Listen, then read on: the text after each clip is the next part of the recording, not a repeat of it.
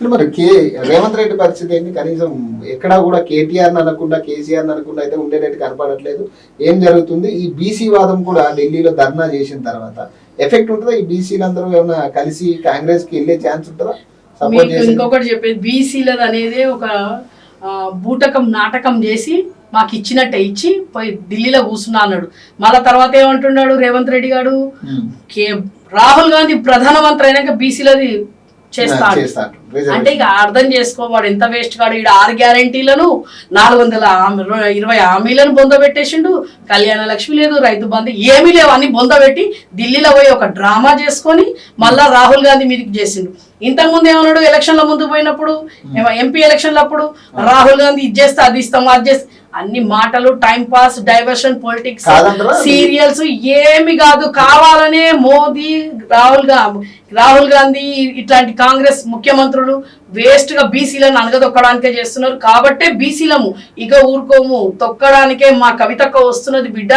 BC నినాదాన్ని ఎత్తింది కవితక్క. ఎంతో మంది చేసిరు, చేయలేదన్నట్టు కాదు. కానీ ఈ రోజు ఒక తెలంగాణ బతుకమ్మలే తీసేసిండు రేవంత్ రెడ్డి. బతుకు లేకుండా పోతాడు వాడు.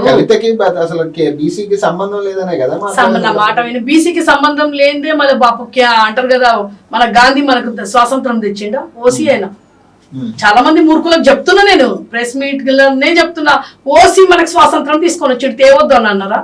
ఈ రోజు బిఆర్ఎస్ అంబేద్కర్ బాపు రాజ్యాంగం రాస్తున్నాం, దళితుడు రాసిండు. దళితుల రాజ్యాంగం చేస్తలేమా మనం? తెలివినోడైతే ఇదంతా టైం పాస్, మైండ్ ఎక్కడో బీసీకి నీకేమైతుంది అంటే మళ్ళీ బీసీలు ఎక్కడ చచ్చిపోయారు? బీసీలు రావచ్చు కదా, ఎవరు వస్తలేరు కదా. వాడు 4 గోషి పారేస్తా అని చెప్పిన తిన్మర్ మల్లన్న, వాడు మున్నూరోడే, మా కులపోడేవాడు. బిడ్డ నువ్వు ఏదో టైం పాస్ కి వస్తాడు. వాడు ఛాయ్కి పైసలు అడుక్కున్నాడు. వాడు ఒక కప్ ఛాయ్కి పైసలు అడుక్కున్నాడు. ఈ రోజు బీసీలు వాడు ఎప్పుడో ఒకసారి టైం పాస్. రేవంత్ రెడ్డి ఎప్పుడు చెప్తే ఆడప్పుడు ఒక 2 మాటలు అంటాడు, గాయమైపోతాడు. కాంగ్రెస్ పార్టీని సస్పెండ్ చేసినా మళ్ళీ ఎమ్మెల్సీ ఎట్లున్నాడు? ఎమ్మెల్సీ ఎట్లుంటాడు సస్పెండ్ అయితే? మళ్ళీ దానికి రిజైన్ ఇప్పించిండా? మళ్ళీ దాడి చేసి గౌలీలు కొట్టిండు. ఎక్కడన్నా స్పందన ఉన్నదా? ఏదైనా కేసు పెట్టిండా? అంటే వీళ్ళంతా కుమ్మక్కయ్యి ఏందంటే ఈ రోజు తెలంగాణలో బాపు కేసీఆర్ బీఆర్ఎస్ శ్రేణులను, బీఆర్ఎస్ కార్యకర్తలను, బీఆర్ఎస్ ఎమ్మెల్యేలను వాళ్ళనందరినీ మేమందరం భయపడేది లేదు. మా కవితక్క మా ఎమ్మడి బీసీ నినాదంకున్నది. ఇప్పుడు బీఆర్ఎస్ నుంచి కూడా బీసీకి ముందుకు పోతున్నాము. ఖచ్చితంగా బీసీని ముందుకు తీసుకొని వస్తాడు. బీసీ రిజర్వేషన్ ఢిల్లీలో, కేంద్రంలో, రాష్ట్రంలో అయ్యే వరకు వదిలిపెట్టేది. కవిత దొంగ మాటలు నమ్మే పరిస్థితి లేదని ఇప్పుడు మల్లన్న అంటున్నాడు. చాలా మంది మల్లన్న ఎట్లా అంటాడు? వాడు పెద్ద సుద్దపూసనా? నేను అడిగింది ఏంటంటే మల్లన్న ఎవడు? ఎక్కడికించి వచ్చిండు మల్లన్న? ఏ స్థాయి నుంచి వచ్చిండు మల్లన్న? ఎట్లా మాట్లాడతాడు? ఒక ఆడబిడ్డ, ఒక యోధు తెలంగాణ తీసుకొని వచ్చి, తెలంగాణ ఉద్యమకారులలో బతుకమ్మను తీసుకొచ్చి ఒక ప్రపంచనం సృష్టించి తెలంగాణలలో ఈ రోజు ఒక కవితక్క జైలుకు, ఒక ఆడబిడ్డ నీలాగా వాషింగ్ పౌడర్ నిర్మాలు అయ్యి ఉంటే పార్టీలలో కలిసి ఉంటే ఆమె జైలుకు పోకపోతుండే, వాళ్ళ అయ్యే జైలుకు పంపించకపోతుండే, కలిసిపోతుండే. అలా కలిసిపోయాక అన్ని కలిసిపోదు. కానీ అట్లా కాదు కదా, తప్పుడు కేసులు పెట్టి ఒక ఆమె ఉసురు పోసుకొని ఆమెను జైల్లో పెట్టిరు. అది మంచిది కాదు. తెలంగాణలో ఎంతమంది అయితే ఆమెకు వ్యతిరేకంగా ఉన్నారో, ఎంతమంది అయితే మాట్లాడుతారో, ఈ ప్రెస్ ముఖంగా చెప్తున్నా, ఆమె ఉసురు మంచిది కాదు.